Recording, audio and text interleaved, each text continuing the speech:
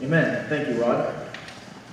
Rod is one of 5 elders that faithfully leads our church. I'm thankful for most of them. All of them. They didn't know I was talking about you, Russ States, who's sitting right over there. How are you guys this morning? All right, grab a Bible. Let's go to 1 Kings 19. I want to talk about surrendering assumptions. Now, there's this quote about what happens when you assume. I think we're good. We don't need it, and we all know what I'm talking about. Specifically, I want to talk about assumptions about what's going to happen after a hard season. I don't think many of us are too caught off guard when we go into a hard season. We're not shocked that sometimes life gets hard. But I've noticed that I often am more shocked that life is still hard on the other side. Because I often think well, if I just white knuckle it, if I just hang on, if I just weather the storm, if I can make it to the other side, everything's going to be cotton candy and roses. It's going to be, once this season is over, when this hard season is over, then life will get easy. Anybody else tell yourself that? Has that ever been the situation? Life was just suddenly, now everything clicks. And yet, we think in the next season, it'll get easier. It'll get smoother. The schedule will get slower. When summertime comes, things will slow down. And then it doesn't. And we think, when fall comes, things will slow down. After Christmas, things will slow down. And sure enough, maybe when summertime comes. It'll all be better when. Because good things come to those who wait, right? And James says, consider it all joy when we face trials of many kinds. So I'm going to consider it joy, and I'm going to persevere. There's a good Bible word. And when I get through this, dang it, God owes me. You look at me like I'm crazy. We all think that. We all think that if I handle this well, then I'll be rewarded on the other side. And that's not really been my experience. Usually at the end of one season, it's not exponentially easier at the beginning of the next. It's not at all what we expected, and we feel cheated. Well, God, you lied to me. I did what you told me to do. I persevered. I worked hard. I remained faithful. And this? Don't leave me here like I'm the only one that has these thoughts. Right? I can't believe this? After how I handled that, assuming you handled something good, in 46 years, I've got 2 or 3 under my belt where I did it the right way. And it turns out, it's still not that much fun on the other side. We come unglued when a trial is over and things aren't the way we thought it was going to be. We have expectations. We have assumptions about what life is going to be like. I remember in 2000, she's not even in the room. I can tell any story I want. 2007, right before I met Michelle, I was sitting around with a bunch of guys in the maintenance shop, and I said, man, if I could just get married, that would solve all my problems. No, I wasn't making a joke. I was dead serious. And as it turns out, one of us is incredibly difficult to live with. She's not here, so I don't want to bash her.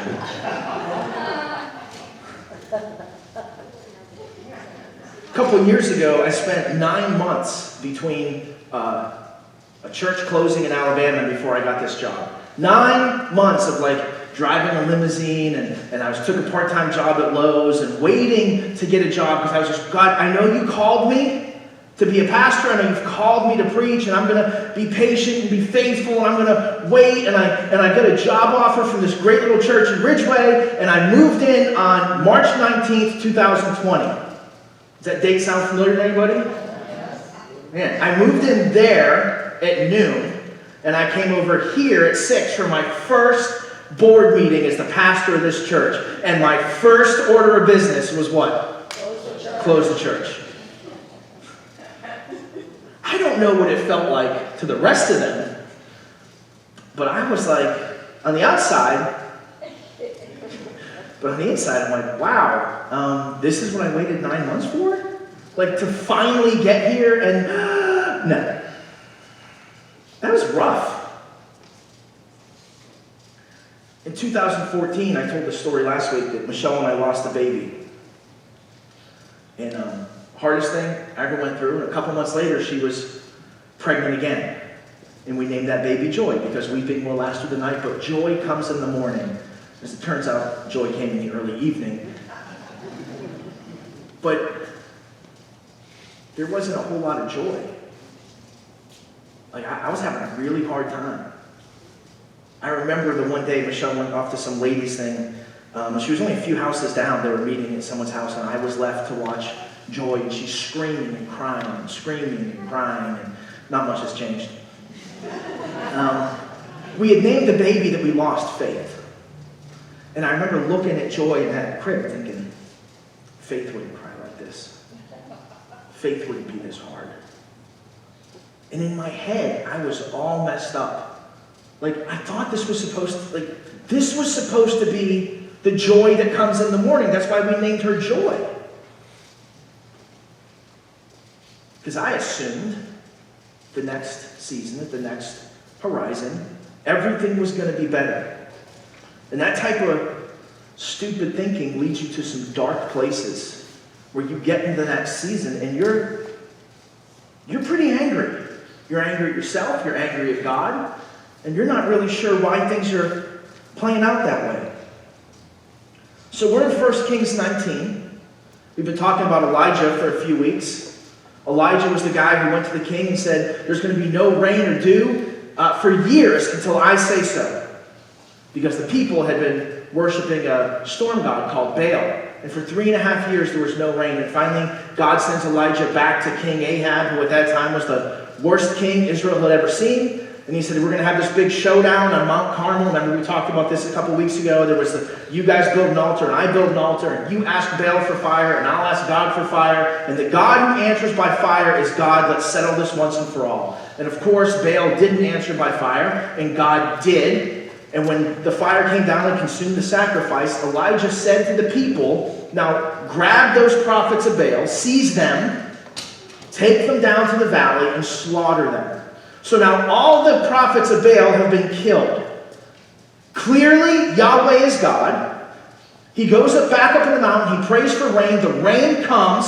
It's over. No more running. No more hiding. No more living with a widow or living by a brook. No more being afraid that if I get caught, the king's going to have me killed. So the king heads back to Jezreel, which is where he lives, and Elijah heads to Jezreel. Why? Because the hiding's over. And now finally I get to be a prophet the way a prophet's supposed to be. I mean, Samuel, he called out David. He called out King Saul. Nathan got to call out King David. Prophets, like, they can give it to the king, man. Like, prophets, they're not just advisors. This is going to be awesome. This is going to be, I know the king's the king, but I'm the guy. I'm the only guy that can give the king the business. And Elijah gets to Jezreel, and he finds out that the king's wife, Jezebel, puts out a death warrant on him. She says, in 24 hours, you're going to be dead like those prophets of Baal. We talked about this story last week, and Elijah was just distraught.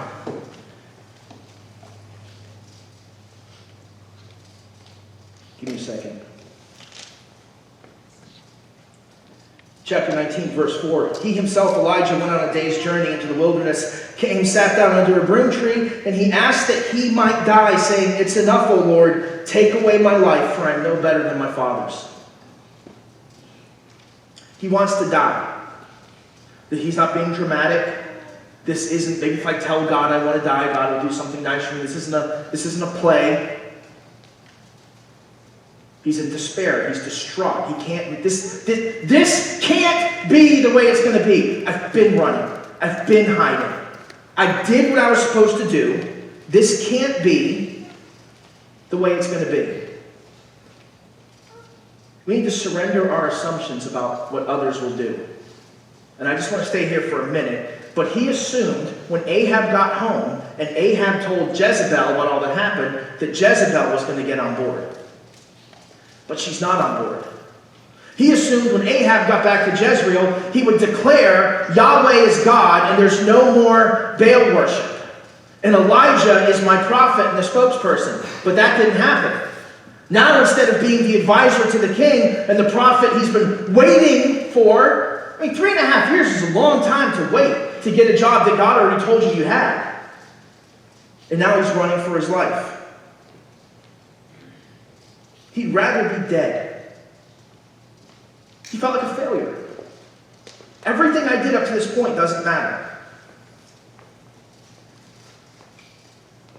February 20th, this past year, I was up on the stage about 8:15. I was tuning my guitar, and my phone rang, which doesn't normally happen on Sunday, because there's only a handful of people that can call me when the phone's on Do Not Disturb. And I saw it was my best friend, and I thought, well, this can't be good. He would never call me at 8:15 on a Sunday. And he called me to tell me that our friend Kenny had shot himself the night before. Kenny was going through a divorce. His son had just got married. His daughter was graduating high school. And I'd had long talks with him all week. Didn't sound like it was that bad. But he put a gun in his mouth and blew his head off. Do you know what the #1 demographic is for suicide in America? I was always told it was teenagers. Like teenage suicide was a big deal. I was always told teenagers were the top and senior citizens were next. I remember hearing that multiple times. So as I was preparing the sermon, I went to go grab that data. I wanted to get the actual data, and I couldn't find anything that supported those numbers. In fact, according to the American Foundation of Suicide Prevention, just in the last 10 years, the #1 demographic for suicide is males between 45 and 54. They're not buying Corvettes for their midlife crisis anymore. They're ending their lives. Because they've come to a place where this is my life. I thought by now I'd have my finances under control. I thought by now I'd be well into owning my own home. I thought by now I'd have a good job. I thought by now I'd have a good marriage and a good family. I've been working for 30 years and this is all I have?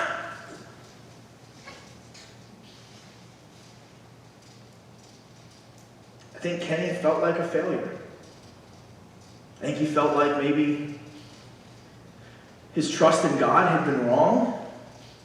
I don't know. He didn't talk about that. I wish he had. But I think when things don't go our way, we think, well, I must have failed.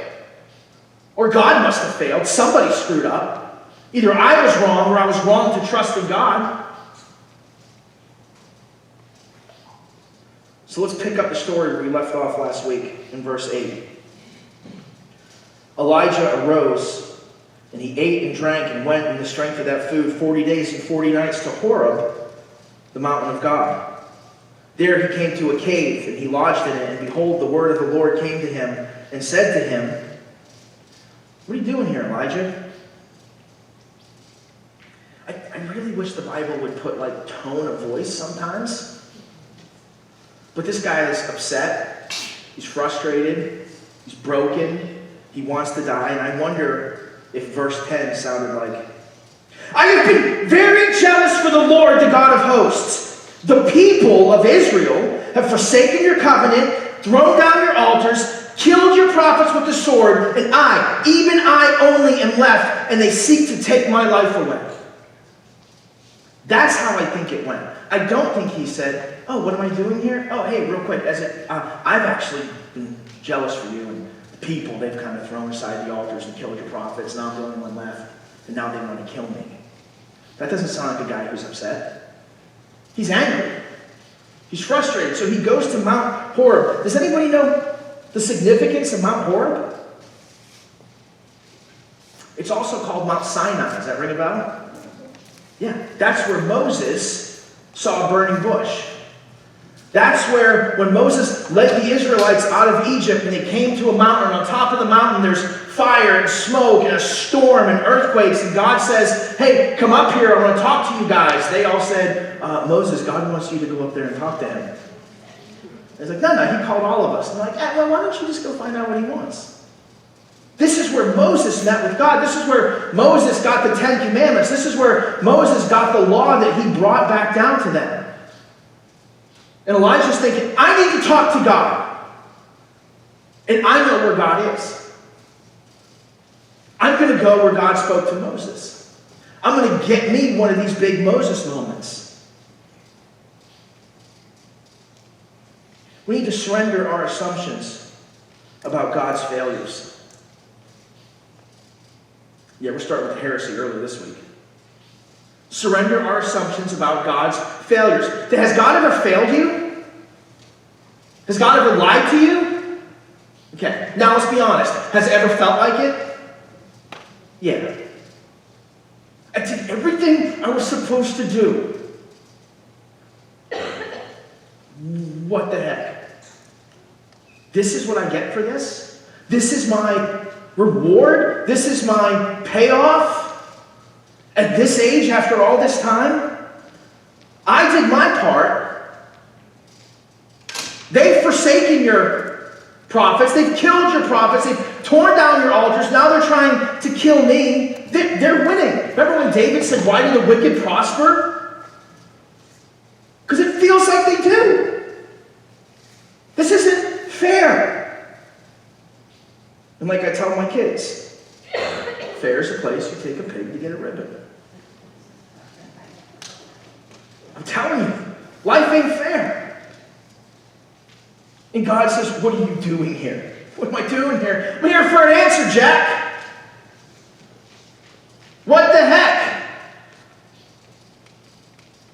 He's angry. He's frustrated. He's scared. He wants to quit. Like, God, you either got to fix this or kill me because I'm not doing it anymore. I can't go on anymore. Listen, he's not upset that he's running for his life. He's been running for his life for 3.5 years. He's upset that he's still running for his life. It's over. We had the fire from heaven. That's never happened. Ever. I raised a kid from the dead. That's never happened, ever. Clearly, you've got some special call on my life. Clearly, I'm doing what you want me to do. And now, on the back end, I get hosed? Yeah, I'm a little angry.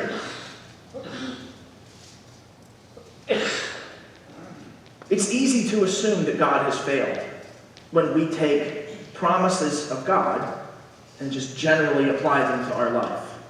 Like, I know the plans for you, plans to prosper you, and oh yeah, that's my life verse. It might not be. That wasn't said to you.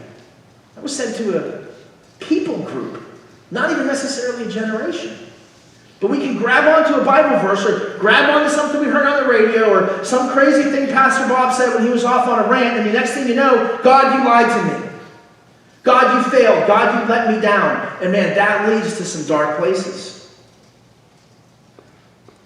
So let's see how God handles this. In verse 11, the Lord says, go out and stand on the mount before the Lord. And behold, the Lord passed by, and a great and strong wind tore the mountains and broke in pieces the rocks before the Lord. But the Lord was not in the wind. How hard does the wind have to blow to break apart rocks on a mountain? Like tornado level winds? Hey, come out of the cave, I want to show you something. And then the wind hits. But the Lord wasn't in the wind.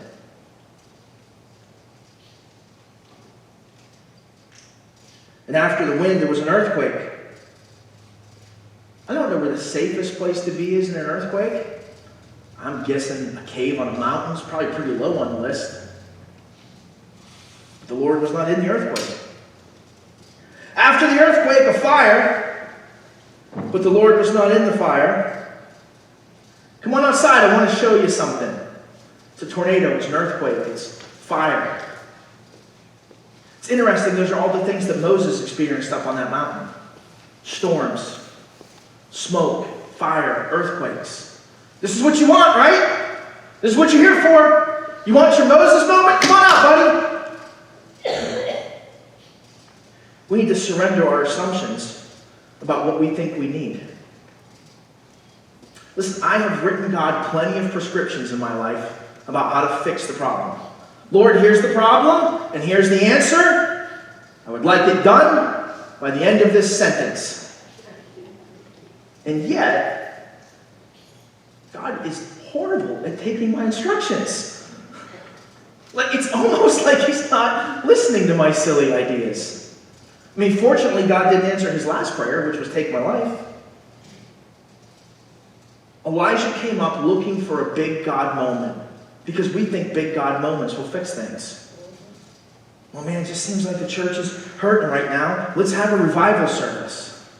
Yeah, let's go have an old school tent meeting. Let's get a national speaker. Let's do a new book study. And I read this book back when I was 20 and it changed my life. Let's have everybody read this book and that'll fix it because that's what God did before and God's super boring, so he'll just do the same thing. Did you ever go back to those books that changed your life?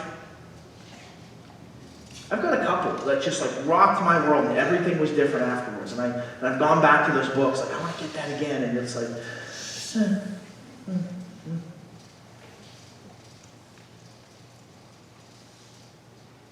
we think we know what we need.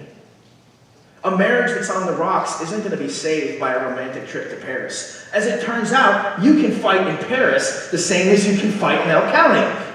You can even fight on the plane the whole way there. Nobody will stop you. They'll just get real quiet and listen. But we think, man, if I just had a new husband, if I had her husband, if I had a new job, if I had a fresh start, if I had a different family, you wonder why grown men run away and abandon their families. Because they get these crazy thoughts. Man, if I just had your problems, because I'm going to be honest with you, your problems just don't seem like that big a deal to me. Most of you. Like, other people's problems are like, oh, that's too bad. I wish I had that problem. Your life won't be solved by something new. Michelle and I just celebrated 15 years of marriage on Thursday. Now, I know for some of you that's like a drop in the bucket. That's like Jake and Debbie are 47 years. I think Russ has been married like 116 years. I think we get a good marriage. Like we have more fun now than we've ever had. And that's not because we take long romantic trips to Mahaffey, Pennsylvania. It's just because like we, day in, day out, life on life, it's not the big moments that make your marriage strong. It's the everyday moments. And now here's Elijah looking for some big God moment that's going to change everything and make everything all better. But that's not really the case. Pick it up in verse 12. So he wasn't in the earthquake, he wasn't in the wind, he wasn't in the earthquake, he wasn't in the fire. And after the fire, the sound of a low whisper. And when Elijah heard it, he wrapped his face in his cloak and went out and stood at the entrance of the cave. Oh, now he comes out. You know, big bad Elijah. Now he comes out. There's a low whisper. And behold, there came a voice to him that said, what are you doing here, Elijah? That's funny. It's the same question because it's the same God. We need to surrender our assumptions about how God will answer. We think God's going to come in a moment. We think just, if he has an altar call this Sunday, I'm going to go down front and pray at the altar. That's where God's going to meet me. And if I just go hunt down an old mentor and I go find someone I know that connected with Jesus, that's how God will answer me.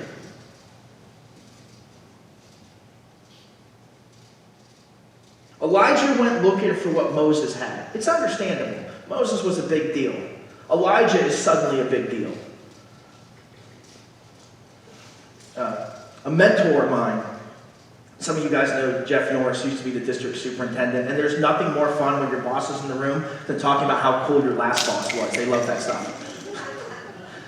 Jeff was a big guy on intimacy with Jesus, and he would talk a lot about silence and solitude and going off in the woods and seeking the Lord, and that's how he heard from God all the time. That was his thing, man. Like, he just drilled it into me. So a few years ago, I was in a dark place, and I couldn't find an answer, and I was praying, and I was seeking God, and I didn't even work for Jeff anymore. It had been years, but I found him, and I called him, and like, hey, it's Bob Flaherty. Hey, how are you doing, Bob? Great. Hey, man, I'm in a tight spot, and I told him what was going on, and he said, well, what's the Lord telling you? And I said, nothing. I can't get a straight answer. I get nothing. And And he said, okay, well, what have you been doing to seek the Lord? I'm like, God, I know the answer to this question. Well, Jeff, I've been spending time in silence, in solitude. I've been doing nature walks. And he said, that's great. Historically, how has that worked for you? I said, well, that's never worked for me. He said, what the heck are you doing that for? I said, because you told me to do it. He said, that's how God talks to me. How does God talk to you? And I thought, uh-oh. Here I am pursuing somebody else's relationship with God. That's exactly what Elijah's doing. He runs the entire length of the country to get up on top of Mount Sinai to get what Moses had. And when God does speak to him, it's in a low whisper. The old King James, I think, is the still small voice. But it's just this, Elijah, come on, man. We don't need all the smoke and the wind. Like, come on.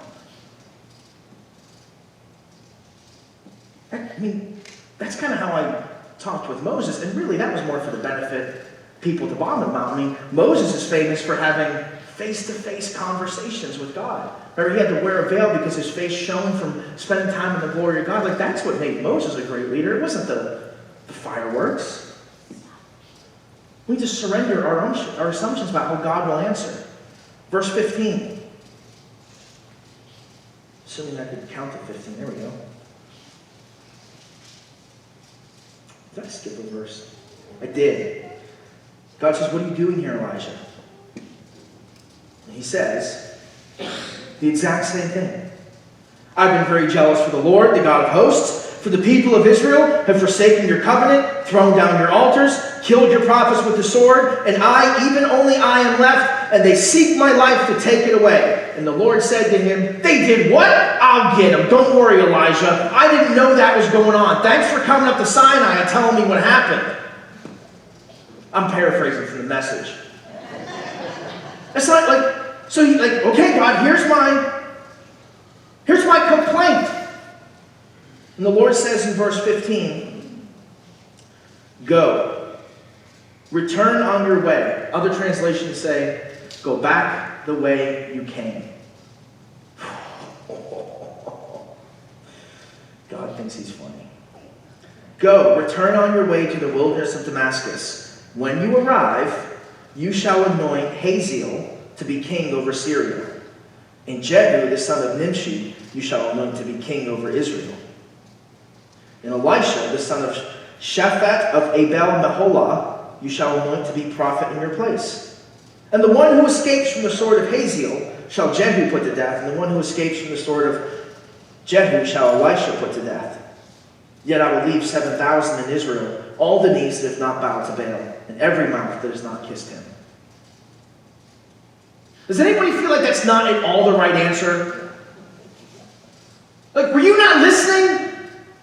I told you they've cast down your altars, they don't care about your covenant, they killed your prophets, they're trying to kill me. So what are you going to do about it? We need to surrender our assumptions about what we think God's going to do.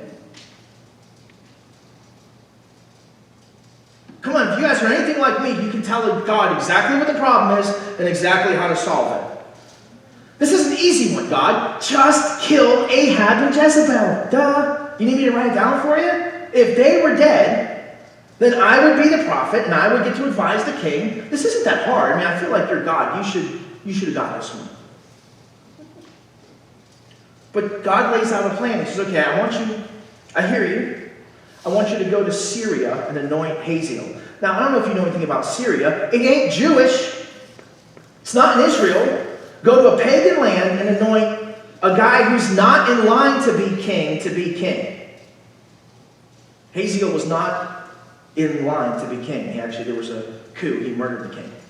Then I want you to go to Israel, where Ahab is, and I want you to anoint Jehu, the general of the army, who's not the king's son. He's not in line. I want you to anoint him to be king over Israel. Well, I don't think that's going to go over super well. And then I want you to go find this other guy, and you're going to anoint him to take over for you. I kind of feel like Elijah, that was not the answer he wanted. He goes to God and tells God to fix it, and God gives him 3 jobs.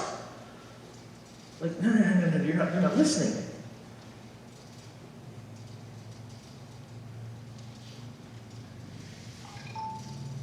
I'm so thankful for all the prayers that God didn't answer when I suggested how to fix my life. Lord, let me marry that girl. God, give me that job. God, answer me like this.